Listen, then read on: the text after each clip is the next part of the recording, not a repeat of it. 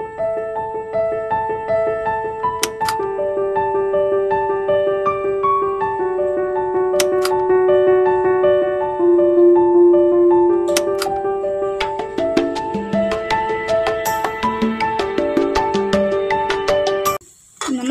भाग्यश्री रेसिपीमध्ये मी भाग्यश्री तुम्हा सर्वांचं खूप खूप स्वागत करते। आज आपण झणझणीत असा चिकन खरडा कसा बनवायचा ते बघणार आहोत। बनवायला अगदी सोपा आहे, जास्त मसाले लागत नाहीत आणि खायला मात्र अप्रतिम लागतं। तर अशी ही रेसिपी आज मी तुमच्यासोबत शेअर करणार आहे। तर जास्त वेळ न घालवता आपण चिकन खरडा बनवायला सुरुवात करूया। चला तर मग चिकन खरडा कसा बनवायचा ते पाहूया। चला मग खरडा चिकन बनवायला सुरुवात करूया। इथे अर्धा किलो चिकन स्वच्छ धुवून घेतलेलं आहे। त्यामध्ये घालते मी पाव चमचा हळद आणि थोडंसं मीठ घालून घ्यायचं। आता आपण मीठ आणि हळद चिकनला छान लावून घ्यायचं। हळद आणि मीठ लावलेले चिकन आता आपण अर्ध्या तासासाठी बाजूला ठेवूया। इथे तवा गरम करून घेतलेला आहे। आपण आता यावरती थोडंसं तेल घालून घेऊया। खरडा चिकन बनवणार आहोत, त्यासाठी इथे आता आपण खरडा बनवायला सुरुवात करूया। आणि तवा गरम करून त्यामध्ये थोडंसं तेल घातलेलं आहे। तेलावरती आता मी मिरच्या घालून घेते। मिरच्या थोड्याशा भाजून घ्यायच्या। मिरच्या आपण मोडून असे या पद्धतीने घालायचं आहे, नाहीतर अखंड घातल्या तर त्या फुटतील आणि त्याची बिया जे असतात उडण्याची शक्यता असते। यामध्ये आता मी लसूण घालून घेते। साधारण हे भाजत आलं की यामध्ये आता आपण एक मोठा चमचा जिरे घालून घेतलेले आहेत। यामध्ये मी 6 ते 7 हिरव्या मिरच्या वापरलेल्या आहेत। तुम्हाला जर कमी तिखट हवा असेल तर तुम्ही मिरची कमी वापरू शकता किंवा जास्त हवा असेल तर जास्त देखील वापरू शकता। यामध्ये आता मी थोडंसं 1 इंचवर आलं आहे, त्याचे तुकडे करून घातलेले आहे। खरं म्हणजे कोल्हापुरी ठेचा बनवताना त्यामध्ये आलं आणि खोबऱ्याचा वापर केला जात नाही, पण आता आपण हे चिकनसाठी बनवतोय, त्याला ग्रेव्ही छान व्हावी यासाठी आपण यामध्ये थोडंसं खोबरं देखील घालून घेणार आहोत। खोबरं असं मी लांब चिरून घेतलेलं आहे। आणि आता खोबरं आपण थोडंसं भाजून घ्यायचं मिरचीसोबत। खोबरं देखील आपण भाजून घेतलेलं आहे। यावरती मी 2 चमचे तीळ घालून घेते। ठेचा बनवताना तीळ देखील वापरले जाते, पण मगाशी मी सांगितल्याप्रमाणे ग्रेव्ही छान व्हावी आणि टेस्ट देखील छान यावी चिकनला, त्यासाठी मी यामध्ये तीळ आणि खोबरं वापरलेलं आहे। हे छान भाजून घ्यायचं। तीळ असे तडतडायला लागले की ओळखायचं हे छान भाजून झालेलं आहे। आणि आता मी गॅस बंद करून घेतलेला आहे। हे थोडंसं थंड करूया आणि याचं वाटण बनवूया।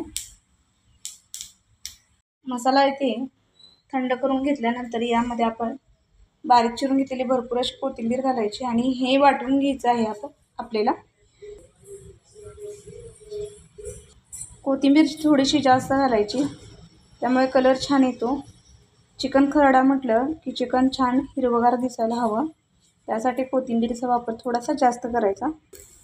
इथे एक मी पातेलं गरम करून घेतलेलं आहे। अर्धा तास झालेला आहे। चिकन जे आपण हळद मीठ लावून ठेवलं होतं ते आता फोडणी घालून घेऊया। त्यासाठी एक मी पातेलं गरम करून घेतलेलं आहे। यामध्ये तेल घालून घेते। फोडणीसाठी एक छोट्या पळीने 2 ते 3 पळ्या होतील एवढं तेल घालून घेतलेलं आहे यामध्ये मी। आणि आता तेल गरम झाल्यानंतर यामध्ये मीडियम साईजचे 2 कांदे असे बारीक चिरून घातलेले आहेत।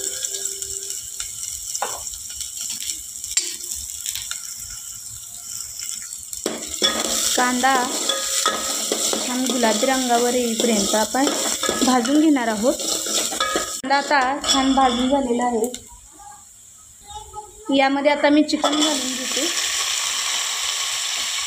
आणि छान आपण हे मिक्स करून घ्यायचं आहे या पद्धतीने।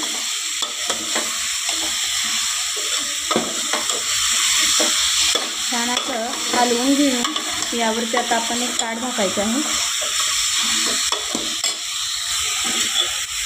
हे छान मिक्स करून घेतलेलं आहे। आता हे थोडंसं मिठाच्या पाण्यावरतीच आपण शिजवून घेणार आहोत।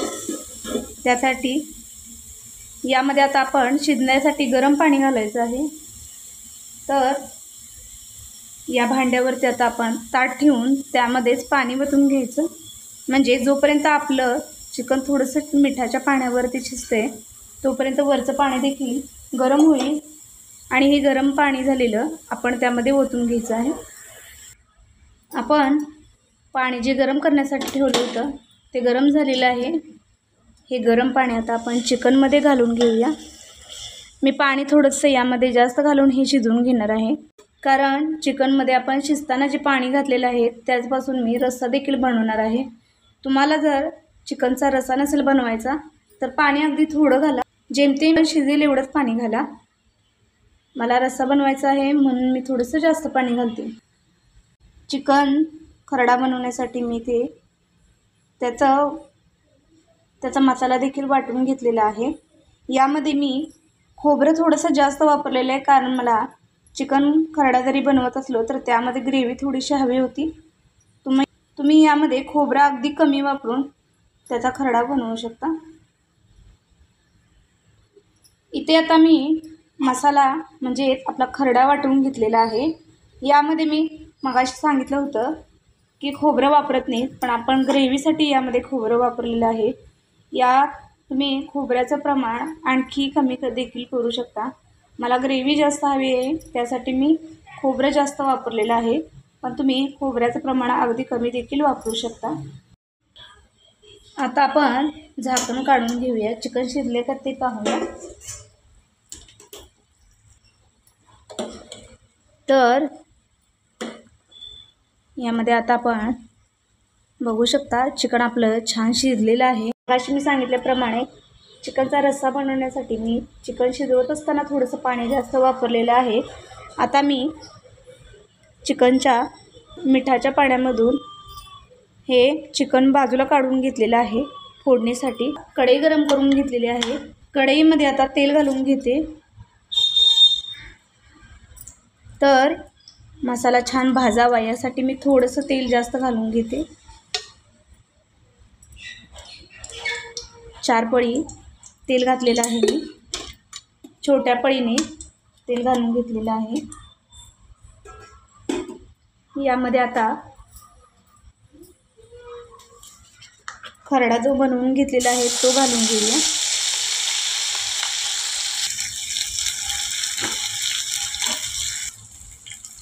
मसाला आपण तेलामध्ये छान भाजून घ्यायचा। मसाला भाजत असताना अगदी कोरडं असं वाटलं तर त्यामध्ये थोडंसं आपण चिकन शिजवून घेतलेलं पाणी यामध्ये घालून घ्यायचं, म्हणजे मसाला खाली लागत नाही आणि छान भाजला देखील जातो। सतत या पद्धतीने असं हलवत आपण मसाला छान भाजून घेतलेला आहे। मस्त असा सुवास या मसाल्याचा येत आहे। यामध्ये आज आपण खरडा चिकन बनवतोय तर यामध्ये कोणताही वेगळा असा मसाला घालण्याची गरज नाही। हे आता मसाला आपला छान आता भाजून झालेला आहे। यामध्ये जे चिकनचे पीस आपण काढले होते ते घालून घेऊया आणि मसाला चिकन छान मिक्स करून घ्यायचं आहे। पण त्या अगोदर यामध्ये अगदी थोडंसं मीठ घालून घ्यायचं, कारण आपण मॅरिनेट करत असताना यामध्ये मीठ वापरलेलं होतं पहिला। चिकन आणि मसाला छान या पद्धतीने मिक्स करून घेऊया। चिकन आपण छान शिजवून घेतलेलं आहे। मसाला देखील आपण छान भाजून घेतलेलं आहे तेलामध्ये, त्यामुळे फारसं याला शिजायला वेळ लागत नाही.